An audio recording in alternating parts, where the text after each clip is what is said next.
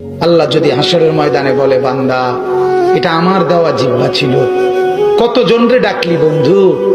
আল্লাহ যদি বলে, বান্দা আমার এই জবানে আমার নামটা কি আমি একবারও শোনার অধিকার ছিল না? আমার এই কপালটায় আজকের সারাদিনে আমি একটা সেজদাও পাওনা ছিলাম না? আমার এই কানটায় আমি আল্লাহকে একটা বারো আজানের আওয়াজটা শোনার হক আমি পাওনা ছিলাম না? কি বলবি যুবক? হ্যাঁ মুসলমান, কি বলবো?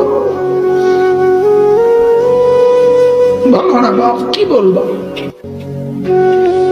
এক মা যদি বলে, মা তার পাষাণ ছেলেকেও যদি মা বলে, এরে বাপ 9টা মাস তোরে পেটে ধরছি রে বাপ, 2টা বছর তোরে বুকের দুধ খাওয়াইছি বাপ, বিনিময়ে তুই আজকে আমার মতো মা রে ভুলে গেলি বাপ, কেমনে রে সহ্য করলি? এই কথা বললে যত বড় পাষাণ ছেলেই হোক, সেও তো কিছুক্ষণের জন্য মাথাটা নোয়াই লাগবে।